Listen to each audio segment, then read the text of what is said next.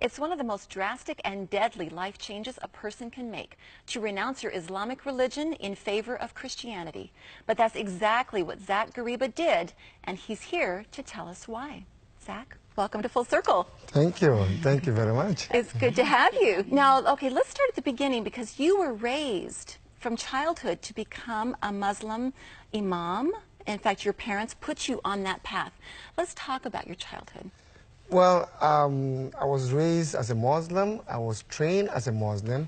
My parents picked me somehow. I'm not sure why my parents picked me to be the imam of the family. So I grew up as an imam. I grew up as a Muslim guy, and I've been to the Arabic school.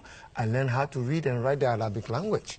And that's how my journey started. Now, you're one of 6 boys in your family. Yes, and I'm the second born. They normally use the first born, but somehow I'm not sure why they picked me up to become the imam of the family. So I went to school. I went to Arabic school.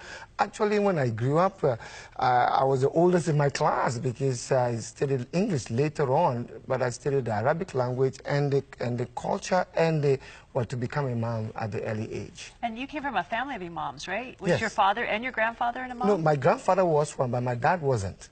But I came from that line of Muslim religion.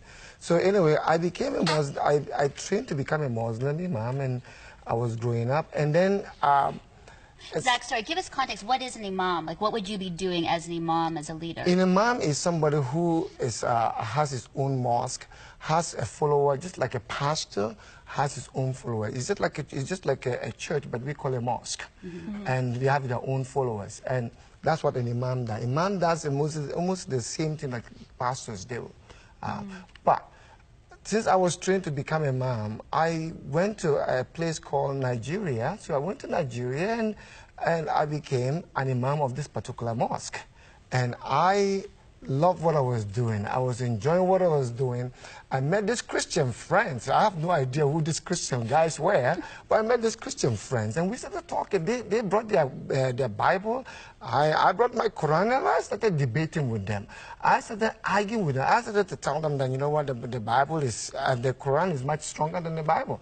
But unfortunately, we went back and forth, and well, I kept beating them up. Anytime they come and they bring the Bible, and I argue with them and I beat them up. But to cut more to... When you say beat them up, you mean you out-argued them? You out-argued them? Yeah, You didn't actually beat them up. I physically beat them up. I physically beat them up. Like you would punch them? Yeah, because I was so mad. Okay. Well, Well, I it's good physically to beat them make up. that difference. But anyway, but what happened was that we started arguing back and forth. I wanted to get rid of them because they're so quiet, and I wanted to get rid of them. So the way I could get rid of them, to find ways to get rid of them. So they asked me if I could go and drop them at the place whereby they have this Christian meeting.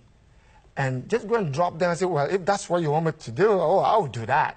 So in Africa, we don't have phones. Okay. So we planned this 6 months in advance. So I went to this beautiful, I took them to this place. But meanwhile, my landlady has a little girl who's 12 years old, who's paralyzed from her waist to her foot.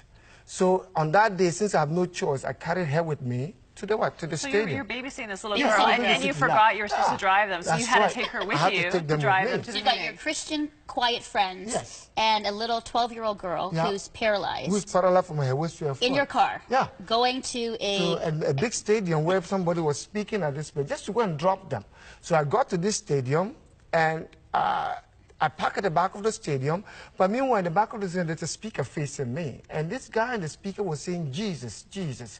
I didn't know what it was all about. I knew that I was going to speak about Christians, and they were speaking about Christian meeting. But as I parked at the back of the stadium, something did happen. The girl wanted to come out of the car.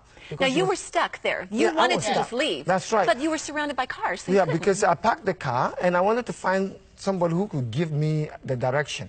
But people thought I parked the car, so people park around me and they blocked me in the back of the stadium. Yeah. So now I can't go anywhere. I'm just You're trapped.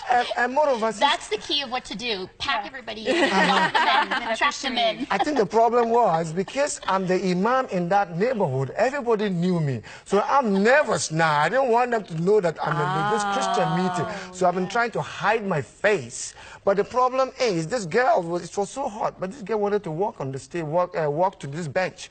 So I was taking her to this bench. As I was taking her to this bench, and so you carried her because she was paralyzed from the waist down. Yeah, I carried her in my arms. But as I was walking to the stage, and something happened. This guy started speaking on this speaker, and he started to say, Jesus, Jesus, Jesus.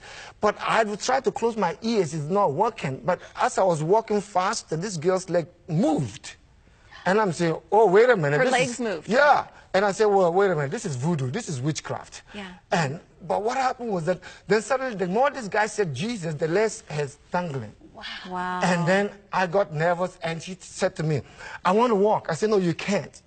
You were in my arms. Anyway, to cut matters short, she bit me.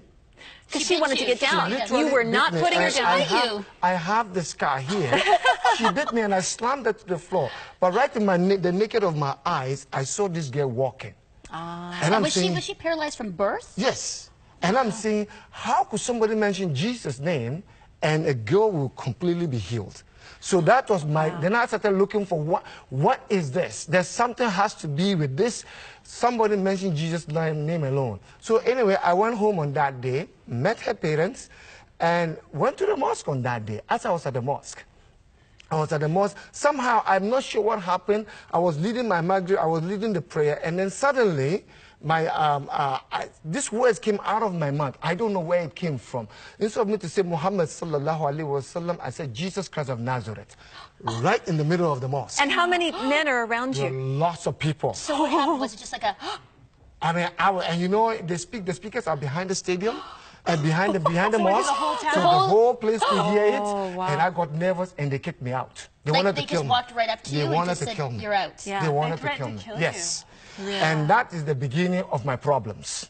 Imagine. So my older brother helped me to come to Canada. So as a student, so I came to Canada, and I completely, you know, I wanted to become a pagan. I wanted to become, no, I don't have nothing to do with Christian. I have nothing to do with Muslim. Didn't you question, like, when you said Jesus Christ of Nazareth, didn't you start to say, who is that? What do I do? Because my friends have been talking to me about this, so I was wondering, wow, how can these words come out of my mouth? Even I didn't plan it. I never knew it was going to come out of my mouth. I was going to say something else, but something else came out of my mouth. But I remember on January 3rd, 1997, that is so pivotal for me. I was in my room, and I planned on that day to kill myself. I was really going to end my life because my parents deserted me. They have nothing to do with me. They made a funeral for me.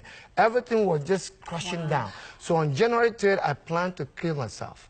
And as I was planning to kill myself, I said 3 o'clock in the morning, I had the pills and everything ready. 3 o'clock in the morning, and I had a door knock at my door. And I was so angry. I went to the door, there was nobody there. I said, that is strange. In Canada, people have phones. They call you ahead of time. Anyway, I had a second knock.